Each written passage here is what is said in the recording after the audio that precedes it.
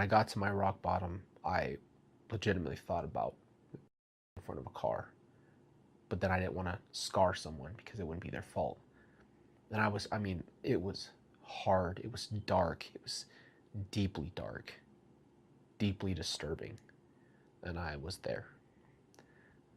And I kept praying, and I kept wishing that things would be better in my life, and I kept wishing for a future for my daughter and my other daughter. And I felt like I had nothing to give them because I was such a broken person. And I already felt like I failed them in life because they were born into this hell of a family.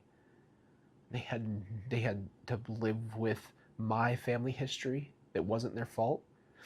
And I want them to be recognized for it. I didn't want them to be teased about it. I didn't want them to be looked at differently because of what my mom did. And I just felt like I felt like Kelsey would be better off.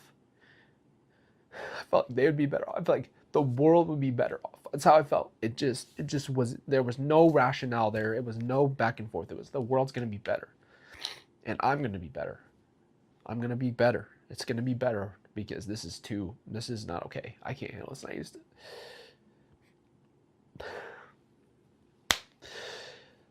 used to pray. And when I pray, I haven't cried in a while, so just give me a second.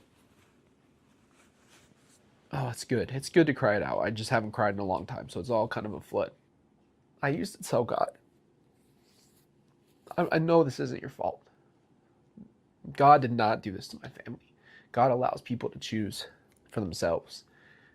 And when people choose for themselves, sometimes they choose the wrong things. I don't believe it's God's will for Tylee and JJ to have a short life. But he allows people to make decisions. And he'll make it right at another time.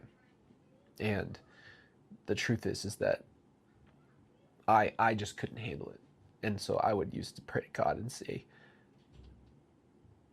I don't know what you want from me. Like, what do you expect me to do here?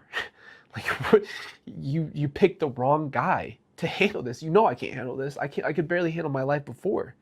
And I'm breaking down more. I'm dying more. Every part of me's falling apart. You know I'm not strong enough to do this, right? Why did you allow this to happen to me specifically? Like, how do you want me to deal with this? I don't have the skills to deal with this. And I remember being in the place where I was ready, and I was calling the suicide hotline because I didn't even know where to go with it. I was just pacing outside. I was just on the phone for hours, and every time it came up to the end, and I'd restart with someone new. And it was so repetitive. It was like the only thing I could do. I didn't want to tell my wife where I was mentally and talk about it with her. It finally got so bad that my wife had to have me go to a facility because I was there. And in that facility, I remember laying in that bed by myself, and people in there are struggling, and we're all in the same spot. I know how I feel. I know where I'm at. And I'm feeling that pain, that worry. In that facility, you're by yourself. And I hadn't been away from my wife or my kids. Never been like that in my life. In that facility, you're alone. And you're alone with your thoughts.